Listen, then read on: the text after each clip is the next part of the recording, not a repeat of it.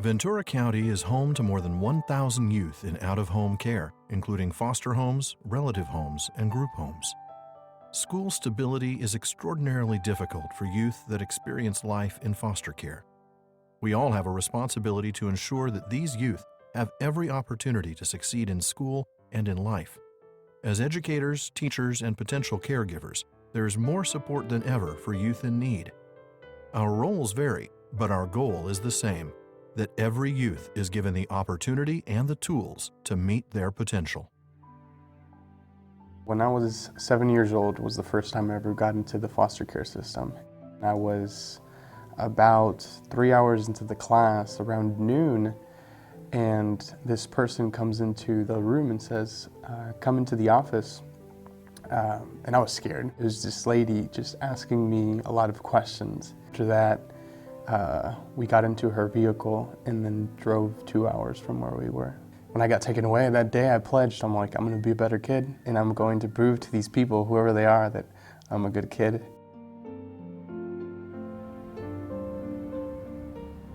I was 7 years old when I was placed in foster care, and I remember just having trash bags full of clothes. And my little brother and sister were with me, and then the next day, a man showed up with a big white van. My life never went back to the way it was.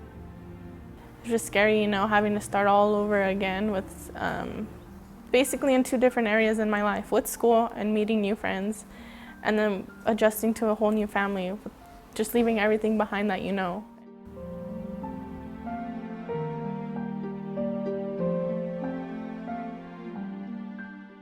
Kids in foster care have been through a lot, they need a lot of support, and so we're really looking for caregivers that we can match with the kiddos to ensure that while they're in care, they're really getting what they need and are able to progress, grow, and develop in healthier ways. They need to know that their community, their teachers, their neighborhood is behind them in order for them to get better. For me, when I work with students, I work with the whole child, and that doesn't mean just giving them backpacks, pencils, and paper. It's taking care of them as a human being. I think the biggest part in the parents and teachers and their child when they're in foster care is praising them. You know, I'm proud of you. I know you can do it. I believe in you. You're intelligent, you're beautiful, you're smart. My mom and my dad, they've always made sure that they've given me words of praise like that, and it just makes me believe that I can do it because they believe in me and that my teachers believed in me. The Ventura County Office of Education supports school districts, social workers, educators, foster families, ed rights holders, with the goal of providing the best possible education for foster youth throughout the county. In our department, we do trainings for new foster parents. We like to make sure that they're, that they're informed, of all the resources that are available to them, all the rights that their foster youth have. So for foster parents, what we really ask of them is to raise a foster child as if it's their own child. So that means going to back to school night, that means helping with homework, that means helping with the 4th grade mission project or whatever it might be. We really want these families to be fully involved in the child's educational experience. I've seen some really fantastic support from some of the school staff when the students are identified as foster youth, and there are dedicated individuals, faculty, counselors that can work with them. I've found that having that kind of one-on-one relationship has been something that's very helpful. The new role we're taking is really just to make, the big picture aware that, that the important question is if a youth is having trouble in school, the whys, what's going on with the youth, what have they been through, that brought them to this place in foster care. I was taken out of my school district and placed in a school I didn't know anybody, and so it just kind of made it a little difficult to really focus on my schoolwork, and I didn't really have very strong support in high school.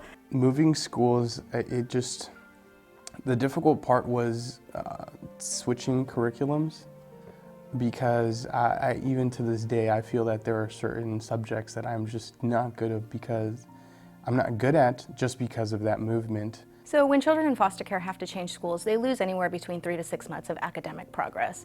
And so for kids that are likely already struggling in school, it really deepens the impact in terms of their academic progress and achievement. AB 490 was the cornerstone legislation that was passed in 2004.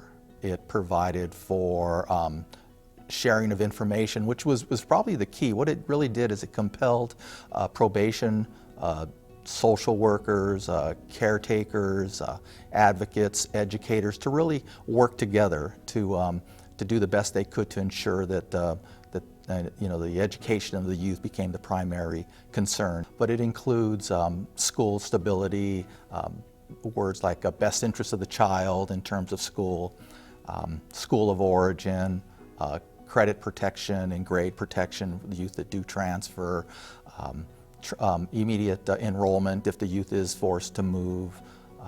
It established liaisons at all the school districts. I work for Ventura Unified School District. I'm the Homeless and Foster Youth Family Liaison. My role, I believe, is one of making sure that when a foster youth is coming into our district or leaving our district, that it is as least amount of stress for that student as possible. School was always my haven. It was always the place where I could definitely know that everything was going to be okay. I'm learning, I'm having fun, I'm actually smiling. Staying at the same school assists because at a school you already have connections and you know who to go to if you need help. If you just detach someone from that setting, then you pretty much leave the kid all alone all over again. Some kids say, you know what, no one in my family has graduated from high school, Joanne. And I think, wow. And I say, you know what, and you're going to be the first one, and you're going to have your diploma.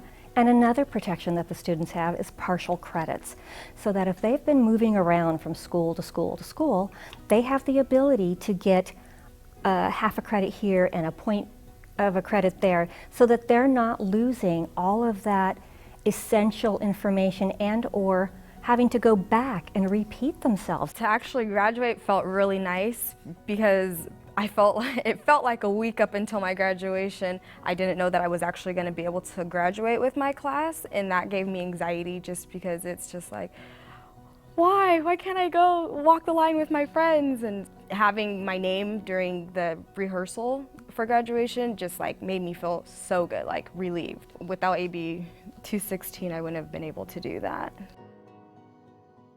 The kids, when they change school, they lose those relationships, and during a time where they've already lost so much, their family, their home, possibly their siblings, it just adds to those losses and makes them feel even more insecure about who in their life is going to be able to look out for them and make sure that they're going to be okay.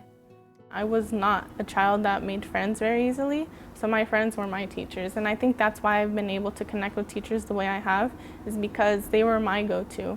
I still talk to some of my elementary school teachers, my junior high teachers, and I have my Spanish teacher in high school that I had 3 years of Spanish with her.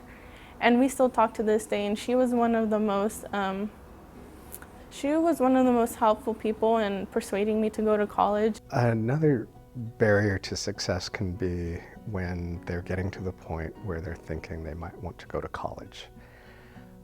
It's a big transition, and it's an entire new bureaucracy. So they're dealing with getting transcripts sent over, filling out forms, new documents that have to be produced, and filling out scholarship applications, filling out applications for school, trying to get meetings with the right people.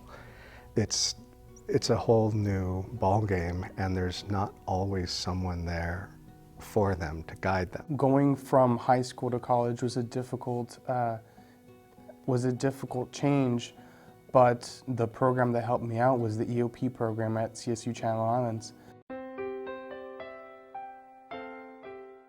In my sophomore year at CSU Channel Islands, I was in the EOP office, and Leticia met with me one day, and she told me about this amazing program called PATH and how I should be in it because I was in the foster care system.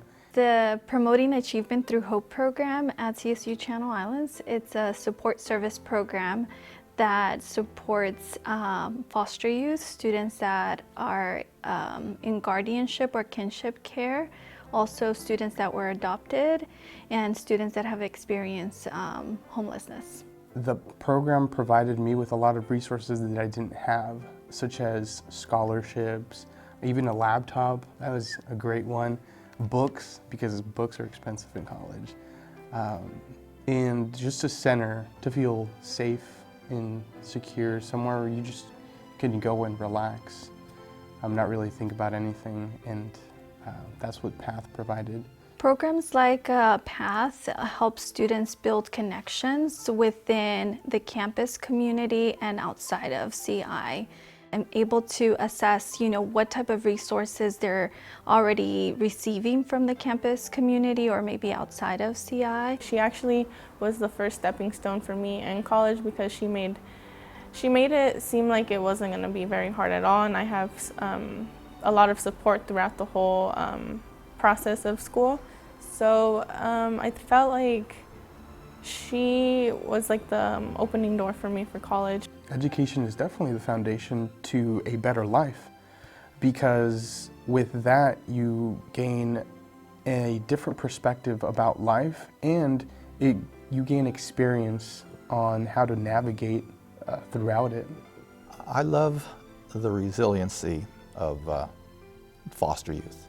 It's just amazing that you go through services staffings, or you see a youth that has been pulled out and is in an emergency shelter, and you hear the story, that is going on with them, and then you see them, and they continue to really just want to reach out. They continue to want to do well, and they continue to meet the challenges of the trauma that's going on in their lives.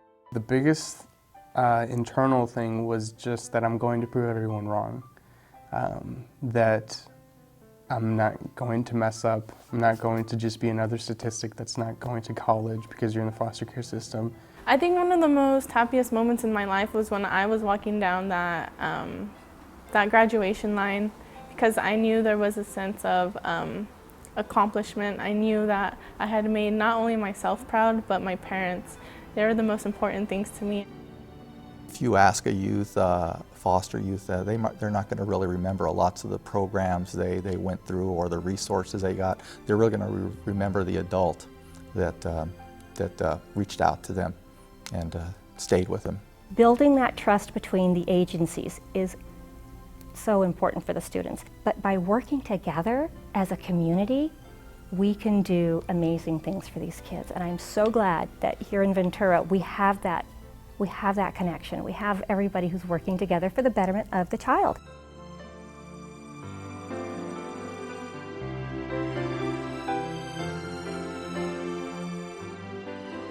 They say it takes a village to raise a child, and in no case is this more evident than in raising children in foster care. We are all responsible for ensuring our youth in foster care have the same opportunities to experience what most children take for granted: safety, love, nurturing, having their basic needs met, and the ability to grow into their potential. To learn more about how to support children in foster care, please visit fostervckids.org to find out all of the various programs available in support of your wonderful efforts in the lives of children. For our educators, teachers, and education professionals, as well as children and family services, we thank you for the work you do every day on behalf of these children in need. Please feel free to contact us at 805-437-1525 or fys@vcoe.org. And stay tuned for a list of ways you can help.